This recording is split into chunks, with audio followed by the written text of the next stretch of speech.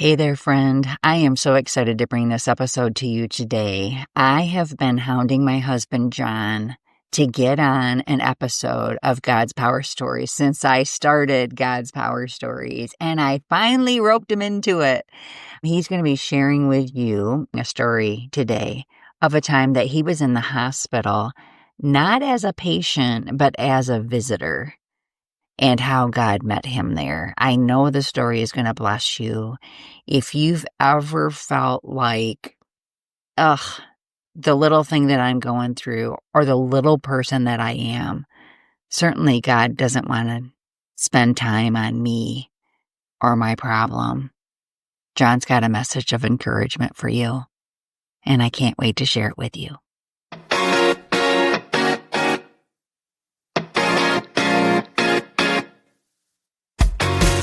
Does God seem hateful to you, like he's looking for ways to trip you up?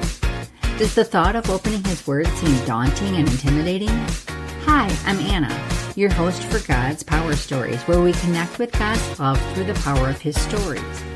I believe that God loves us more than we can comprehend, and we experience that love through stories. If you're here to connect through stories about the power of God, with the wind of the Holy Spirit at your back, you're in the right place. Let's let God light our path so we can take that next step toward the fullness of life he has planned for us. Grab your cup of coffee, that Diet Coke, or flavored water. Breathe. Let's dig in to God's Power Stories.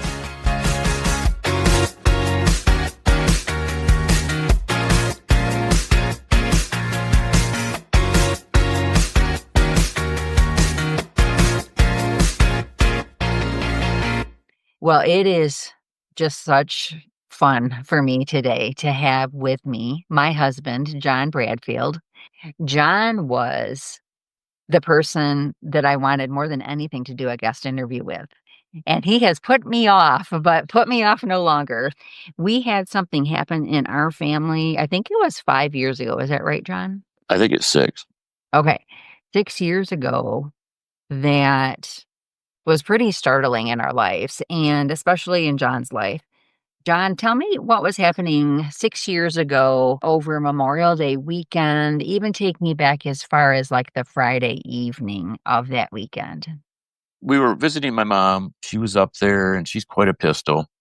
And they didn't want her getting out of bed. So I think she was on an alarm. So she was in the hospital at the time. Yeah. It was just constant wanting to go do this, go do that, go home. And all of a sudden, I must have heard the alarm go off. And I looked, and I think she was trying to get to the bathroom. And I could tell she looked like she was going to fall. By the time I got to her, she was already falling. And I reached out, and we went down in a big mess. She broke her femur bone in 3 places.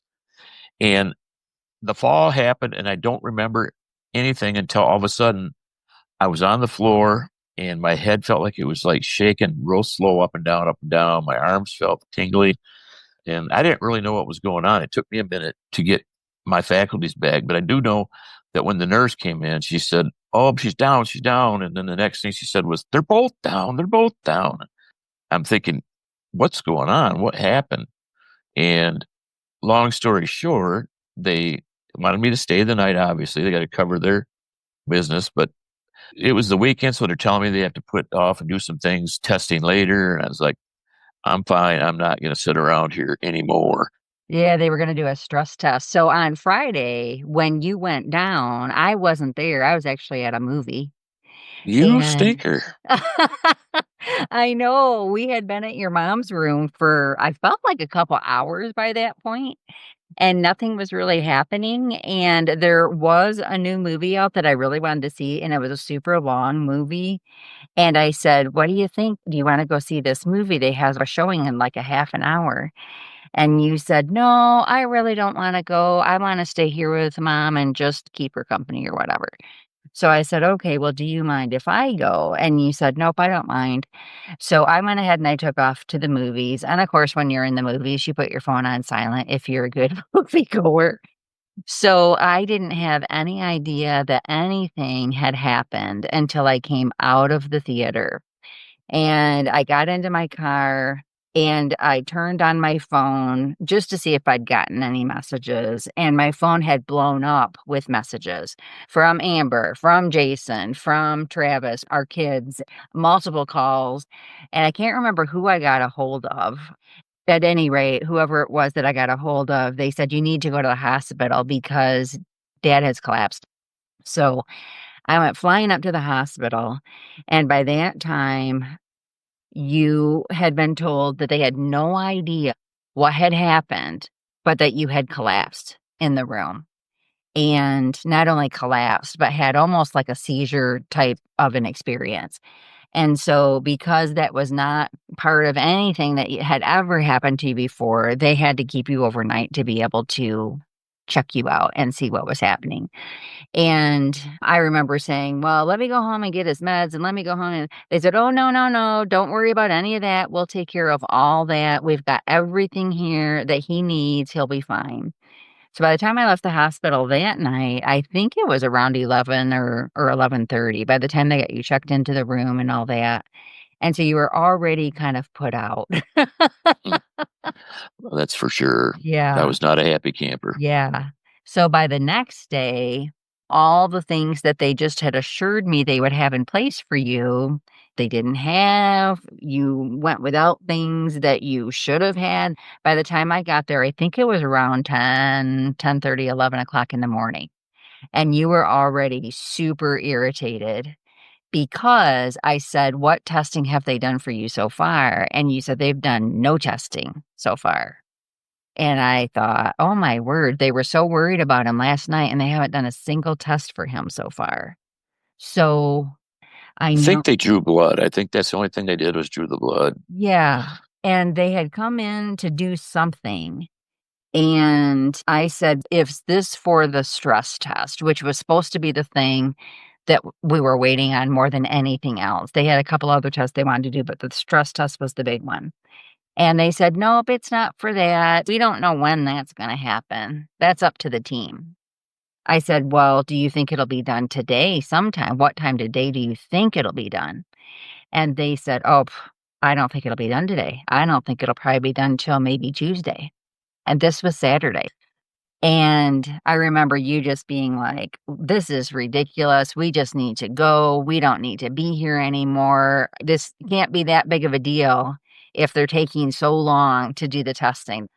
I said, "I need to talk to somebody," because I knew that you were like on the verge of walking out the door. They ended up having the weekend manager type person come in, and I raised my voice. I said, "This is something that needs to be done right now." I reminded them that my mother in law had fallen in the hospital the night before in their hospital, and you had fallen as well. And this is something that needs to be taken care of. So again, I was told, "We don't have any control over the team that does the stress test. They're their own team. They set their own schedule. They take things in order based on what they think is the most important. And we have absolutely no say in it." I still don't remember that happening. Yeah. Yeah. So I said, "He wants to leave and he wants to leave now." And the person said something like, "Well, just give me a minute. Let me see what I can do." Maybe 15 minutes passed.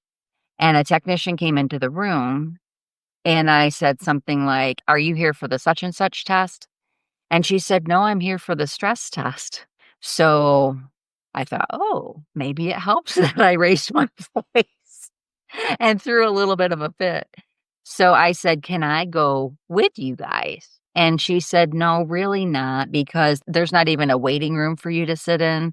It's literally going through the stress test and then going through kind of like almost an X-ray or a scan type of a tube kind of a thing that he's gonna have to go through. So there's really no place for you to even sit to wait for him, and there's no, like, viewing room or anything like that." She said, "My best advice is to go ahead and get some lunch and then come back. Then we should be done with John." And I said, "Well, how long does it take?" And she said, "About 45 minutes." So I went just on the street to get something to eat quickly. And I came back within about a half an hour because I wanted to be there waiting when you came back into the room.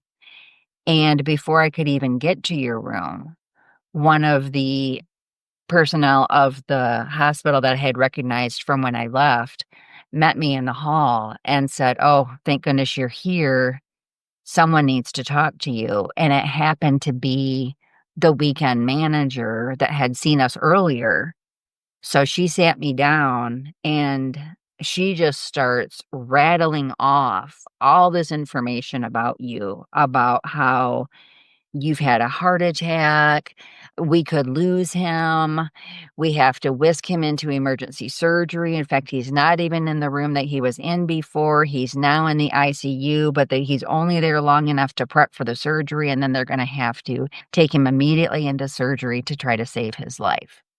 I did not remember that either. Yeah. So I'm just in shock. I mean, I remember blinking my eyes and opening my eyes really wide so that I didn't just burst into tears. And all of a sudden she stopped and she said, "Oh, honey, are you here all by yourself?" And I said, "Yes, I am." And I actually wasn't there by myself. I completely forgot the fact that my mother-in-law was in the hospital in another room, which would have meant that your brother was in another room. Chances are your nephews would have been in another room, but I wasn't thinking about any of that. I was just thinking about you.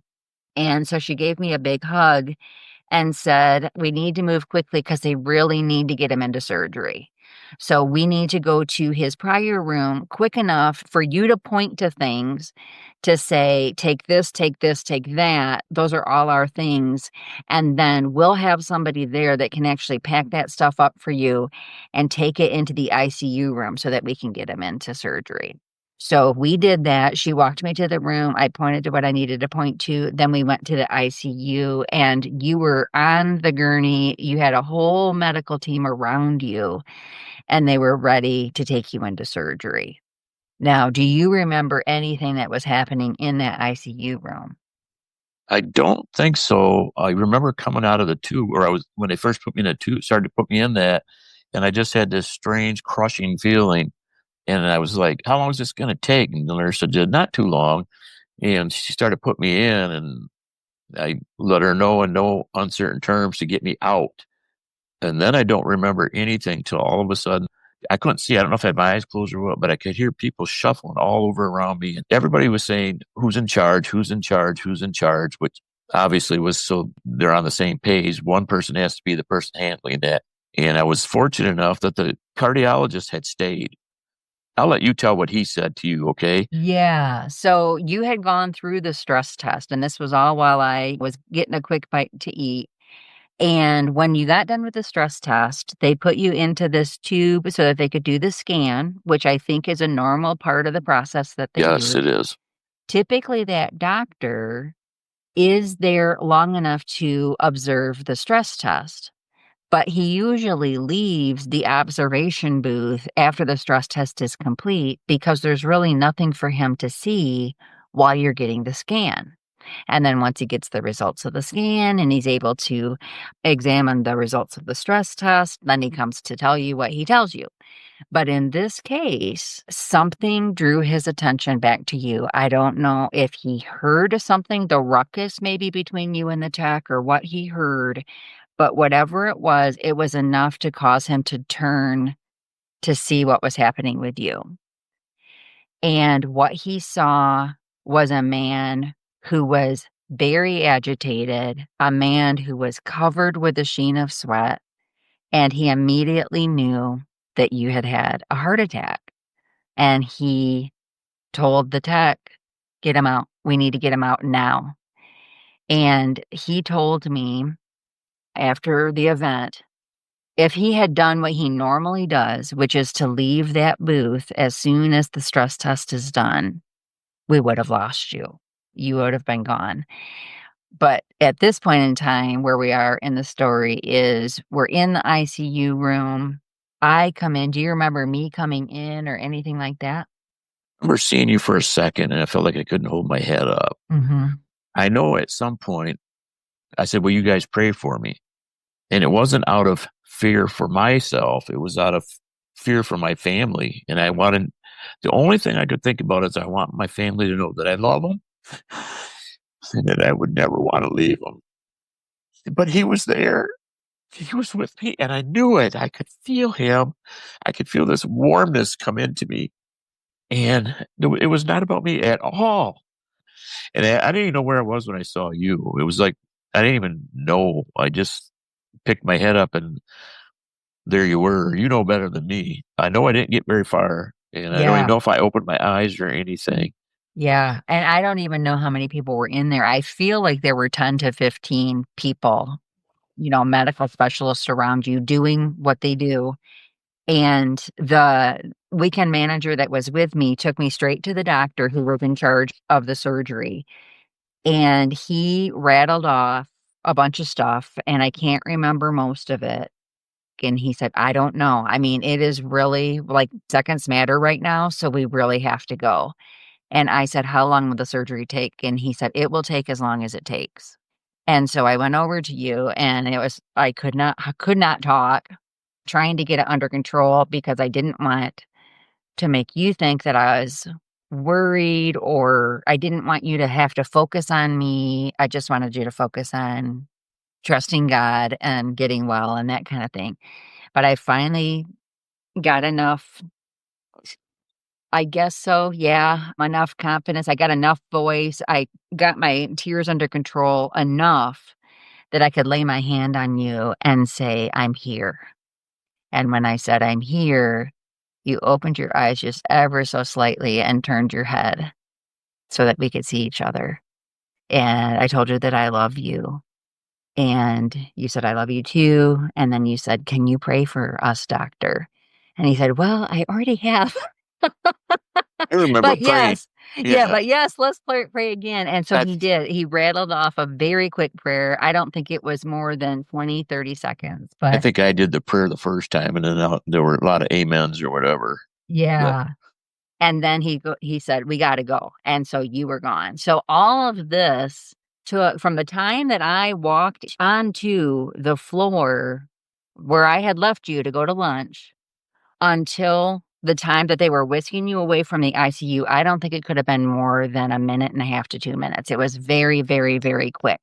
I think probably just to explain it on this episode probably took longer than the actual action took. So you were gone and I was alone. And the very next thing I did was call Travis. And he said, I'm already on my way. In fact, I'm getting into the elevator right now. He said, what happened? And I said, they've taken him into surgery, emergency surgery. And he says, are we going to lose him? And I said, I don't know. And he came up to the ICU and he got off the elevator. Now, one thing the listening audience may not know is that we're a blended family. So anytime you blend a family, I'm guessing there's bumps along the road. And we had bumps along the road, but that road was smooth as silk when Travis got off that elevator. And I feel like it's been smooth ever since. But he got off that elevator and he just gave me this bear hug that almost suffocated me. He's a tall kid. And so he just about suffocated me when he hugged me, but he hugged me as if he never wanted to let me go. And I just hugged him back, and I didn't have any answers for him. But we stood there for quite a while.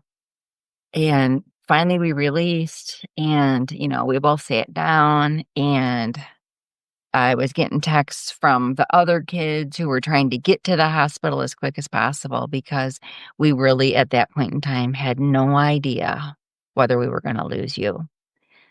Come to find out, and I don't remember exactly when I found this out, and I also don't know the medical term for this artery, but it's the widowmaker, is what we call it in layman's terms. That was the problem. And we didn't know until you went into surgery that your widowmaker was 100% blocked. So obviously the reason they call it a widowmaker is because if that artery is blocked, it causes the wife to be a widow because they just usually can't move fast enough in order to be able to clear it and save the person's life. But in your case, 45 minutes after the doctor and you left me, a nurse came out to the waiting room and she was walking with a spring in her step and she walked right over to me and said, "So we're all done." And I said, "Okay, what does that mean?" She said, "We're all done. Surgery went perfect. He's fine. He'll be in recovery soon. And as soon as he's in recovery, we'll come back and get you so you can see him." The last thing I remember after stopping and, for you for whatever limited time that was, the only thing I remember hearing after that was I could hear somebody say, "Are you feeling better yet?" And I said, "No." And then I don't know what happened. And all of a sudden I heard the nurse or whoever was right at my head saying, "He's pinking up now. He's pinking Ah, up now." mhm. And obviously that was a good thing. And I don't remember a whole lot of anything, but I can see I've had two uncles that just died very quick. One was at mass in church and he walked out because he didn't feel right and he was dead already. So my grandpa, another uncle, my mom, you know, our family's horrible for that. For heart attacks. Yeah. And I didn't know the full extent of it. I remember people from church coming up that night, and I remember all the kids coming up that night. And at that point, I didn't know. It didn't really hit me how miraculous it was that I was there, that I'm here now today. And listening to you, there's things I didn't know how it went exactly. And, I'm choking up and crying myself, just thinking about how much I love my family.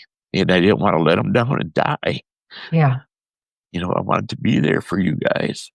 I wanted you to know that I was okay with God. I'm okay. If I go, it's okay.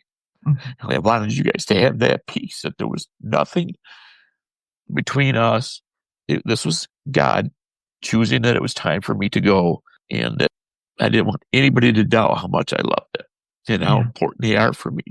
And Yeah. they still are today, obviously. Mm. I guess what come out of that is in Ephesians, and it talks about now to him that is able to do immeasurably more than we could ask or even imagine. Mm. Even imagine is the first thing I remember about, something that I grabbed onto. I'd always liked it, but I never paid a lot of attention to it really. But it just comforted me, Mhm. and I just, whatever was going to happen was going to happen. He had me in his hand and he can do more than I can even imagine. And Mhm. that's hard to understand, Yeah. just the depth of that and the depth of his love for us.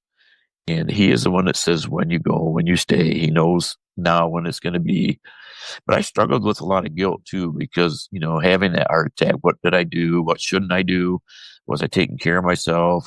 All those kind of feelings, you just reassess your life and all that. But it just was an awakening, a spiritual awakening for me. It just helped me to realize life can be gone in a minute, because I don't think if he had been in there, I'd have been gone. I don't think I'd have remembered anything, Mhm. you know, because I just think I was that close to being gone. Absolutely. So I don't know how they held me in there for 45 minutes, but the whole team came up, or most of the team, because I had said, I want to see people. I want to see the people that were in that room.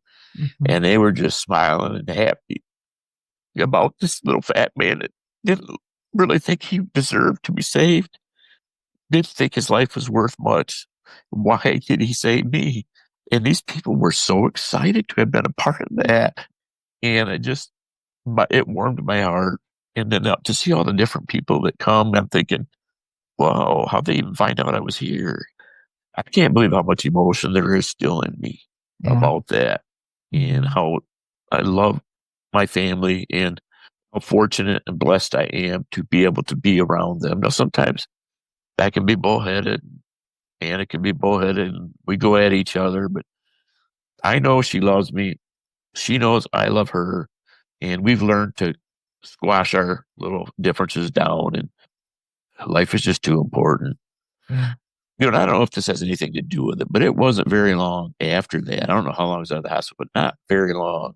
We had rental homes, and I was at one doing something, and Anna went off to another one. Mhm. And I got done with whatever I was doing. I went on the steps, I think it and was about 6 weeks later. it felt the same way. I thought Mhm. I was having a heart attack. Another one, and I thought, this is it. I'm done. And I called Anna, And she talked to me. She was so calm. You would not know what was going on. And I think that helped me. But it was not another heart attack. But I'll never forget and how much that took from her to be strong and to not make it any worse than it was going to be.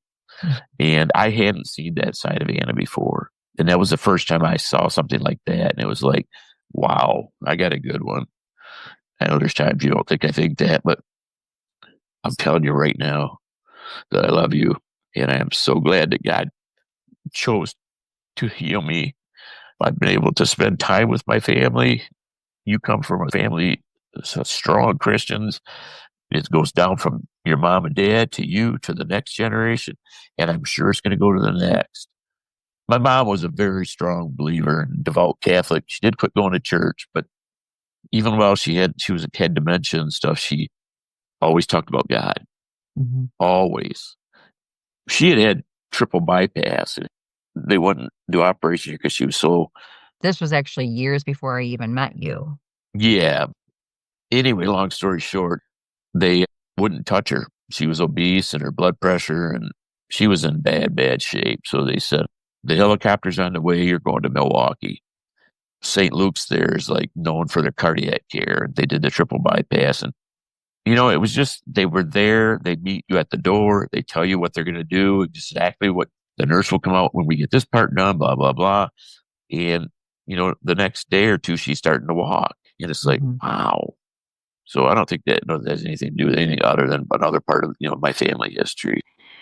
Just hearing you and how close you were to death, it made me think of the psychologist James Dobson, who founded Focus on the Family. And I remember so many times what he said is, when you get to the end of your life, what's going to matter is who you love, who loves you, and what you did for the Lord. Thinking about those few moments before you went into surgery, were there any other emotions that you could point to? Oh, I mean, I actually was feeling the same things towards the doctors and nurses. I wasn't so much praying for me, but praying for them. I don't know how to explain it other than I wanted them to know that I know what they're doing. And Mhm, I appreciate that no matter how it goes. mhm, And I don't know why, but that's just where my mind was on God. And I am just grateful for that. mhm. And that I was not so self-absorbed that all I could think about, oh God, save me, God. Right, you The weren't desperate or no, nervous or or foxhole anything. prayers, where you're laying in the foxhole praying. It was just an experience that only God can do more than we can imagine. He has the hand to do whatever it is. Mhm. Anyway, we love each other. We love on each other. And I think we even like each other sometimes. So, Most of the time. oh, I'm so grateful for your family. I mean, I love my family and I'm very grateful for my family. But I get fed spiritual things through your family. And I don't want to irritate the Bradfield family. I get things from there that I don't get from your side. Right. But it's just something you can't explain if don't have that deepness with God to know just how important you are to Him. I never felt important enough for God to do that for me. I Mhm, never imagined having a heart attack or anything, but I never thought He had time to think about me. There's too many big things. My stuff is small stuff, but that was an awakening, a spiritual awakening. What a good God we have. He just wraps us up in His arms and holds on to us, and He gives us whatever we need. And, I don't have to earn that. I don't have to have lived a life free of sin because that's another story. I've got a story with addiction and different things. And I always felt like I didn't deserve to be saved or to be, healed or anything like that from God. I was not worth that. I know different now. yeah, absolutely, and just, icing on the cake, I don't remember when this appointment was, but you did need to go back to this doctor who had performed the surgery, who was kind of renowned in our area for his expertise with the heart. And you had gone back to him after additional testing. You had no damage to your heart. 0 damage from that heart attack. And that was something that we didn't even have the courage to ask for from God. We didn't even think to ask for that because we just assumed that there would be damage. But there was no damage to your heart. He can do immeasurably more than we can think or even ask. Yep. Yeah. You've mentioned a couple times during this episode today about not feeling worthy. Maybe there's somebody listening that doesn't feel worthy. I would say you are worthy. If I was worthy, you're worthy. I don't care what you did in this life. I don't care how bad you think you were. He's there and he forgives us. That doesn't mean we don't have to do things and we don't have to work at being a follower of Christ. By no means, we have to put the footwork in, but he blesses us and gives us an opportunity. It's always there. It's always there for everyone. And I would just say, give him a shot. See what happens. Yeah. God saved a wretch like me, and I am complete. And I still struggle at times. I was telling you today that, when you wanted to do this tape, and I just said, I don't want to bore people. And who wants to hear about me? Little old me, I'm not little, big old me. You're a teddy bear. I'm a nobody. But we're all everything to God. Absolutely. And don't ever forget that. Hold on to that. He can do immeasurably more than you can think or ask or imagine. Just remember that. I say, and I still say, and I've heard it before, it's nothing I made up, but God is still in the business of miracles. Mm-hmm. He still loves people. He still wants people to love him. He wants you to come out of obedience and faith in him and what he's teaching. And we just have to open up to it. We really do. We just have to open up to it. And it opens so many doors. It sounds like you have a few more stories in you. So yeah. I think we're going to need to have you back on some further episodes of God's Power Stories. Would you be up for that? Oh, yeah. I got a good cry today. I'm feeling cleansed a little bit, honestly. Good. Yeah. It's amazing what God can do and how he knows us each so individually. He knows what's going to reach us. And he wants nothing more than a relationship with us. It's his most earnest request is that he have a relationship with us. Yep, I agree. Well, thank you for this time today. No problem. I'm excited to be able to do it for you or with you. Yeah. Well, hey, if you're listening to this episode today and you have a story that you'd like to share on God's Power Stories, please get in touch with me. I would love to hear it. I'm sure other listeners would also love to hear the story of how God met you in your life. Be blessed today. Hey, friend, I would have never thought of this if John and I hadn't recorded this episode. But just think for a minute, if John had gone with me to the theater the way that I wanted him to, what would have happened? I love that God is keeping us and nudging us and directing us and guiding us when we don't even recognize it. I just had to add that. That was an insight for me doing this episode that I never had grasped until now. Thanks and have a great day.